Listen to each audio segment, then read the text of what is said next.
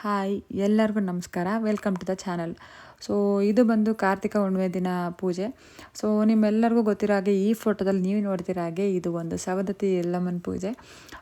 ನಮ್ಮ ಮನೇಲಿ ಹುಣ್ಣಿಮೆ ತುಂಬ ವಿಶೇಷವಾಗಿ ನಡೆಯುತ್ತೆ ಪೂಜೆ. ಸೊ ಯಾಕೆ ಅಂದರೆ ನಮ್ಮನೇಲಿ ದೀಕ್ಷೆ ತಗೊಂಡಿರೋರು, ಮುತ್ತು ಕಟ್ಸ್ಕೊಂಡಿರೋರು ಇರೋದ್ರಿಂದ ಸೊ ಸ್ವಲ್ಪ ಎಕ್ಸ್ಟ್ರಾಡಿನರಿ ಪೂಜೆನೇ ನಡೆಯುತ್ತೆ. ಮಂಗಳವಾರ, ಶುಕ್ರವಾರ, ಅಮಾವಾಸ್ಯೆ, ಹುಣ್ಣಿಮೆಗೆ. ಅಮಾವಾಸ್ಯೆಗೆ ಅಷ್ಟೊಂದು ವಿಜೃಂಭಣೆಯಿಂದ ಅಂತ ಏನೂ ಮಾಡಲ್ಲ. ಹುಣ್ಣಿಮೆ ದಿನ ಮಾತ್ರ ಸ್ವಲ್ಪ ಜಾಸ್ತಿನೇ ಪೂಜೆ ನಡೆಯುತ್ತೆ. ಯಾಕೆ ಅಂದರೆ ಎಲ್ಲಮ್ಮ ಪ್ರತಿ ಹುಣ್ಣಿಮೆಗೆ ಮದುಮಗಳಾಗ್ತಾಳೆ ಅನ್ನೋದು ಎಲ್ಲ ಹಿಂದಿಂದ ನಡ್ಕೊಂಬಂದಿರೋದು. ಹಾಗೆ ಅವಳು ಅಷ್ಟೇ ಚೆನ್ನಾಗಿ ಕೂಡ ಕಾಣಿಸ್ತಾಳೆ. ಏನಿದು ಅವಳು ಇವಳು ಅಂತ ಮಾತಾಡಿಸಿದ್ದಾರೆ ಅಂತ ಅನ್ನಿಸ್ಬೋದು.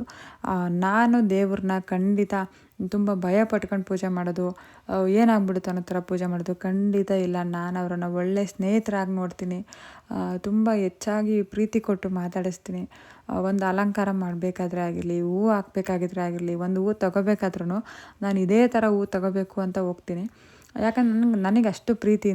ನನಗೆ ಯಾವ ಥರ ನಾನು ಫೀಲ್ ಮಾಡ್ತೀನಿ ಅಂದರೆ, ನನಗೆ ಒಂದು ಹೆಣ್ಮಗು ಇದ್ದಿದ್ದರೆ ನಾನು ಅದನ್ನು ಎಷ್ಟು ಪ್ರೀತಿಸ್ತೀನಿ, ಎಷ್ಟು ಅಲಂಕಾರ ಮಾಡ್ತೀನಿ, ಅದೇ ಥರ ಅಲಂಕಾರ ಮಾಡಬೇಕು ಅನ್ನೋದು ನನಗೆ ತುಂಬ ಇಷ್ಟ.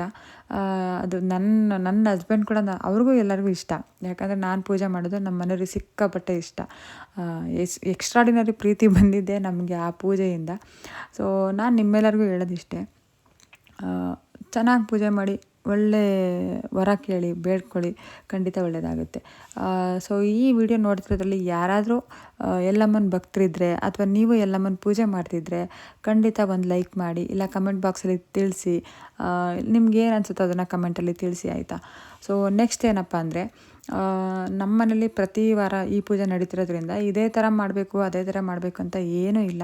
ಸೊ ನಮ್ಮ ಮನೇಲಿ ಯಾವ ಥರ ನಡೆದು ಬಂದಿದೆ, ಆಮೇಲೆ ನನಗೆ ಸ್ವಲ್ಪ ನನ್ನ ಜೊತೆಗಿರೋರು, ನನಗಿನ್ನ ಸೀನಿಯರ್ ಸಿಟಿಸನ್ಸ್ ಏನಿದ್ದಾರೆ ಅವರಿಂದ ಸ್ವಲ್ಪ ಮಾಹಿತಿನ ಕಲೆಕ್ಟ್ ಮಾಡಿ ನನ್ನಿಂದ ಎಷ್ಟು ಸಾಧ್ಯ ಈ ಪೂಜೆಗೆ ನ್ಯಾಯನ ಕೊಡೋದಕ್ಕೆ ಅಷ್ಟು ನಾನು ಎಫರ್ಟ್ನ ಹಾಕ್ತೀನಿ, ಪೂಜೆನ ಮಾಡ್ತೀನಿ ಪ್ರೀತಿಯಿಂದ.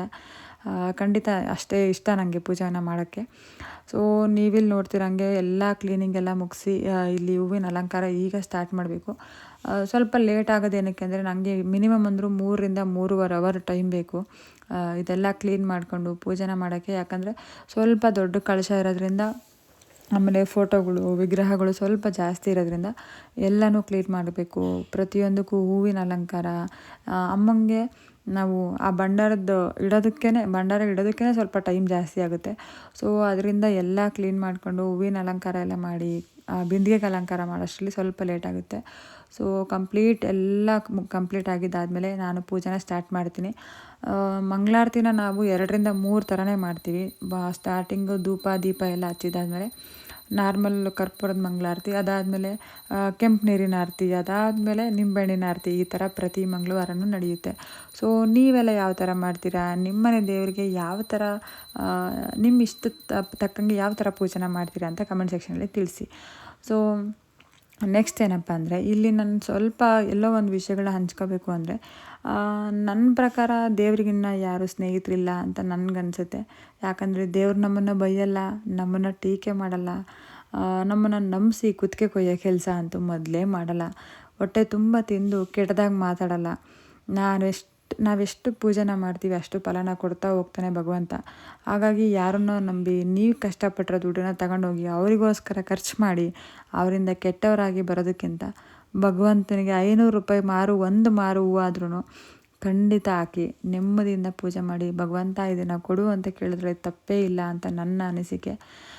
ಸೊ ಇದು ನಾನು ತಿಳ್ಕೊಂಡ್ರೆ ಸತ್ಯ. ಹಂಗಾಗಿ ನನಗೆಲ್ಲೋ ಇದನ್ನು ಹಂಚ್ಕೋಬೇಕು, ಇದೊಂದು ವರ್ಣ ಅನ್ನೋದು ತುಂಬ ಅನ್ನಿಸ್ತಿತ್ತು. ಸೊ ಕಂಪ್ಲೀಟ್ ಪೂಜೆ ಆದಮೇಲೆ ಈ ಥರ ಕಾಣಿಸ್ತಿತ್ತು ನಮ್ಮನೆ. ಸೊ ನನಗೆ ನಮ್ಮನೆ ಒಳಗಡೆ ಬರಬೇಕಾದ್ರೆ ಯಾವುದೋ ದೇವಸ್ಥಾನಕ್ಕೆ ಬರ್ತಿದ್ದೀನಿ ಅನ್ನೋ ಥರ ಫೀಲ್ ಆಗುತ್ತೆ. ಸೊ ನಿಮ್ಮೆಲ್ಲರಿಗೂ ಏನು ಅನಿಸುತ್ತೆ ಇದ್ರ ಬಗ್ಗೆ ಅಂತ ಕಮೆಂಟ್ ಮಾಡಿ ತಿಳಿಸಿ. So thank you so much for watching. ನಿಮ್ಮ ಕನ್ನಡತಿಯನ್ನು ಸದಾ ಪ್ರೋತ್ಸಾಹಿಸಿ. ನಿಮ್ಮೆಲ್ಲರ ಅಭಿಪ್ರಾಯ ನನಗೆ ಅಷ್ಟೇ ಮುಖ್ಯ ನೆಕ್ಸ್ಟ್ ವೀಡಿಯೋ ಮಾಡೋದಕ್ಕೆ. ಸೊ ಕಮೆಂಟ್ ಮಾಡಿ ತಿಳಿಸಿ, ಆಯಿತಾ?